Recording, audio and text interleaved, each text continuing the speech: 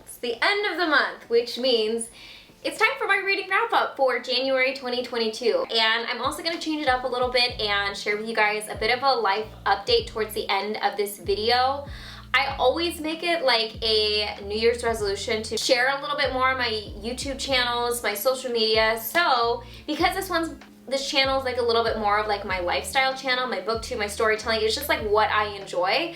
I wanted to talk to you guys about like what's going on in my life, what I'm up to, and just like document, I guess, where I'm at in life. Before I do that, like I said, I'm gonna go over the books that I read. So I'll leave chapters in the little time bar. So if you guys are more interested in the books and not the life update, vice versa, or none of it, you guys can choose whatever you want. So it's like a choose your own adventure story-ish. I don't know what I'm talking about. Let's just talk about books first. So the first book that I finished for January 2022 is actually the first book that I finished for the year on January 1st, which is Make Your Bed, Little Things That Can Change Your Life and Maybe the World by William H. McRaven. I read it on my Kindle and I gave it a 3 out of 5 stars. Now you guys may or may not saw, I read this as part of a video I did where I like New Year, New Me myself. What? It sounds really weird. Yeah, okay, I'm just gonna go with it. I New Year, New Me myself.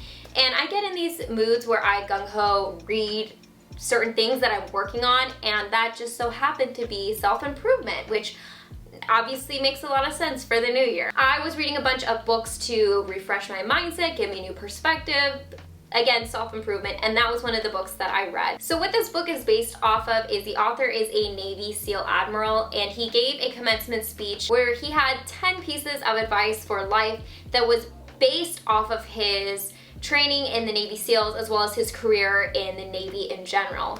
And so he had a lot of inspirational messages and good tips and ways to kind of set your mind from day to day. Don't quit. Rely on others.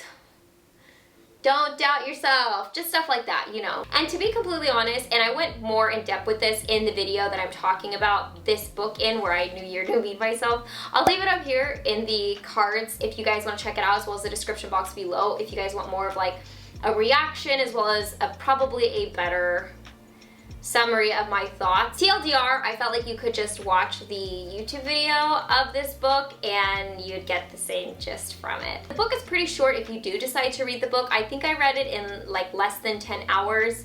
So if you want to get the full experience, you can absolutely do that pretty much in one sitting. Not bad, but you know, it just feels like I've heard a lot of the same messaging before. I tend to always read at least one Stephen King book a month, and for January 2022, that happened to be Dolores Claiborne. Now the reason I picked this book is because ever since I started talking about Stephen King on my YouTube channel, everyone or a lot of people recommend reading this book. And I can see why. I gave this a 4 out of 5 stars and I really enjoyed this book.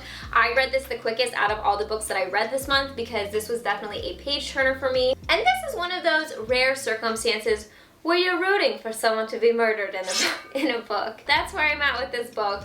If you don't know what this book is about, Dolores Claiborne basically finds herself in a trigger warning because there's a lot of very tough subjects in this book, but a abusive situation, and also her children are being abused, so she's basically trying to like save herself as well as save her family, and she's married to this jerk of a husband, obviously, and so she has to find her own means to deal with it, if you know what I mean. And she kind of finds this unlikely companion in the woman she works for named Vera, and it's so interesting because at the beginning of this book, Stephen King sets this up where you hate Vera. You hate her guts. She seems like a terrible person. And then towards the end, you're like, wait a minute, I'm kind of like rooting for them. Like these two women, they have a lot more in common than it seemed like at the beginning of the book. Definitely very dynamic in the character relationships of this book. This is definitely a good one, and I can see why this was recommended to me so many times. And I'm actually tempted to watch the movie because the movie stars Kathy Bates, and for me, Kathy Bates plus Stephen King is always a win. The next book I read was also on my Kindle, and that was Convenience Store Woman by Sayaka Murata, and I gave it a 3.5 out of 5 stars. Now, this was one of those books, as I was reading it, my emotions and feelings towards the main character in the book was changing over time. I was really confused at how to feel about not only the main character Keiko, but also the action she takes, because she's such like a strange but likable character in a sense. So Keiko is basically this woman who has a job at a convenience store in Japan, and she finds herself in her bubble. She knows how everything operates, she knows systematically how the store runs, and she's perfectly content working within those parameters. And to her, it seems bizarre that the world is so fast-paced and moving outside of her, the interactions of other people. She's not like the average woman she's surrounded by, because she's not really driven by having kids. She's not really driven to get a job outside of the convenience store. Like I said, she's just perfectly content at where she is and stays in her lane. And in order to like maintain that like homeostasis in her life and that with other people, she takes some very interesting and strange actions. And so, like I said, this was definitely a book that had me thinking, but at the same time, oddly bored, if that makes sense. Because one thing that I noticed with her is that because I was trying so much to figure out who she was, is one of those rare circumstances where she's kind of the same person at the end of the book, and there's not really a lot of change there, if that makes sense. But the story itself and her, I was just almost confused by. Yeah, those are my thoughts on Convenience Store Woman, and I would definitely look into reading more of her books in the future. Next book I read was a book that I recently picked up from Goodwill, which is From Here to Eternity by Caitlin Doughty. Okay, you guys, first of all, I have a crazy coincidence with this book and with picking it up. So I recently just got into Ask a Mortician, watching her on YouTube, and at the time when I picked this book up, I'd watched her maybe like 10 videos, but I didn't know her name. Like, it was still like a new YouTube relationship for me, if you will. And so I just literally picked this up off the Goodwill shelf because the cover was really pretty, and you know, it had stuff to do with death, I could tell, and for some reason the macabre intrigues me. So I looked it up on Goodreads and saw it had good reviews and decided to pick it up.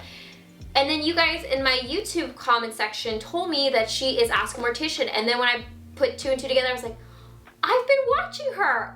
How weird is that? So of course I had to read this book immediately. And by the way, I am devastated that the Goodwill sticker took, I shared this with you guys on my Instagram stories, it took off like a lot of the spine. But still a pretty book nonetheless, and I did enjoy this. I gave it a 3.5 out of 5 stars, and again, I think a lot of other people liked it more than me. And I try to read this like somewhat unbiased, because obviously I like her YouTube channel and like her content. And I did think that this was interesting. Some of them more so than others. I would say that like the one that I thought was most interesting to me was a story based in Mexico where her guide lost her child. And so that to me was like, got me there emotionally. So I think that's what makes a good book, or what can make a good book. And so I thought that was very eloquently written, and that's something that I appreciate from her in general. Is you can tell she has a high appreciation for her art as well as life and death itself, and familiarizing us with death so it's not this scary macabre thing, that it is more of a natural thing because it's something we all go through, and having reverence for it. So I felt like this book had a lot of that, like a lot of reverence and appreciation for the different cultures, which is why I picked this up. I would say there were just like some that I liked more than others, or I liked the way she told them more than others. And so it took me a little bit longer than I thought to read through this, considering this is a pretty short book, but I enjoyed it, and I would definitely read more of her books. So good Goodwill find. I always like Goodwill finds that I enjoy. The last book that I read for January is Sleep, The Myth of 8 Hours, The Power of Naps, and the New Plan to Recharge Your Body and Mind by Nick Littlehales, which I read on my Kindle. I gave it a 3 out of 5 stars, and this is basically a book I was reading to help me with my sleep. I am a terrible sleeper, and it's something that I have been struggling with for a while now, like years. And I might be boot camping myself with some sleep books, I don't know. I have applied some of his tips in sleep. He basically has this program called R90, which he gets into in the book. It's about sleep cycles, knowing the type of sleeper you are, taking advantage of naps during the day, and kind of cleaning up your sleep hygiene, where you sleep, how you sleep, angles you sleep, all that kind of good stuff. So I have used some of them in my sleep. Have I noticed a difference? I don't know if I've given it enough of a, you know, college try, but so far not so good. So I might have to read some other sleep books, hence the 3 out of 5 stars. But I just finished it, so maybe I'll have to apply it in, you know, some other ways. I actually am looking into getting a daylight lamp because he emphasized that a lot, so I'm gonna see if that helps me with my sleep. I don't know if I recommend it yet. Maybe I'll have to make a full video on those types of books. Alrighty, so now that we've talked about the books, I guess it's time to get to my personal life updates. And the first update that I have for you guys, which has been the thing that has been taking up so much of my time, effort, energy, emotional energy, and stress for the past like year, has been house shopping. And I've actually talked about this on my live stream and we've commiserated a little bit together, but I am still searching for a house. Currently where I live is a fairly small apartment, so we're looking to upgrade our space. Now my fiance works from home too, so we're on top of each other. We have, you know, the dog, and I take up a lot of room with what I do. So it would be nice to have a little bit of space in a yard. And to be honest, when we did initially get Buddy, we were kind of thinking like, well, we won't be here for much longer. And then the housing prices went up astronomically and we're still here. So we're trying to find a place that makes sense for us while not paying a ridiculous amount that we can't afford, because that's just not an option for us. We are both very financially responsible people, and it's been a struggle because when we're looking at these houses and how much we're paying, it's just kind of heartbreaking to think like, oh my gosh, we worked so hard for this money and this is what we get. But I guess to try and be like glass half full, we feel blessed that we're even able to look, because I know a lot of people are struggling more than we are. So that's something that we are positive about. But it is a little bit of a gut punch when you really like a place and then you weren't even in the ballpark as far as offering goes, because we've definitely been in that position a couple of times. And we're actually working on our 4th offer right now. So we'll hear back in a couple days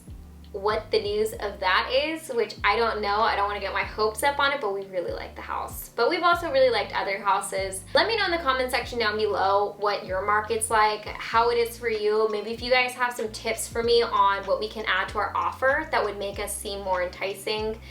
It's been a lot, and it's like a full-time job. It's insane, like how on top of it you have to be. Like, one thing I'm really looking forward to after we finally buy a house is to delete Zillow, Realtor, Redfin, all those apps off my phone. I don't want to look at a house listing for a very long time. Another big life thing that I'm working on, kind of not working on, to be honest, it's all contingent on the house we get and how much money we spend on the house, because I'm engaged, which you guys know. And by the way, I do have a video that I have yet to edit of when I got engaged, because I was in the middle of filming like a video for my booktube, and then I got engaged in the middle of it. So you'll see a little tidbit of that. So you'll know that that video is old. But you know, we're thinking of planning a wedding, and as many of you guys know who've gotten married, weddings are not cheap. So depending on how much money we have left over after we buy the house, and we're looking at some fixer-uppers, so some of them might require a little extra money to fix up to make livable. We might have a very different type of wedding. So again, if you guys have any tips or like what you guys are thinking, I'm like open to doing a backyard wedding or like something pretty intimate, small, unconventional. I'm not the type of person who really cares about things like flowers, lighting, tablecloths.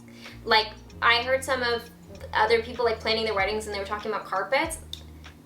Went right over my head. I was like, I didn't even think to look at the carpet. So none of that stuff really matters to me. What really matters to me when it comes to planning a wedding is like having my friends and family there, making sure they have plenty to drink and eat, and having a good time and celebrating with them. Yeah, it's been a transition and stressful. So I'm just like happy to be here in my little safe booktube bubble and talk about books right now. It just feels nice. So anyways, those are my life updates, and I would love to hear any of your guys' comments down below. I always read the comment section, whether it's about the house stuff, wedding stuff, books you're reading, book recommendations, videos you want to see, all that kind of stuff. Leave it in the comment section down below and I'll be hanging out down in there. And as always, I hope you guys are happy and healthy, and don't forget to rate, comment, subscribe, share with your friends and family, hit that notification bell, and I'll see you guys in my next video. Bye guys! I never have like exciting thumbnail, like, because I read on my Kindle. You know how like everyone always has like stacks of books that they read? I'm like, Woo! It's like not that impressive looking because the Kindle, you know.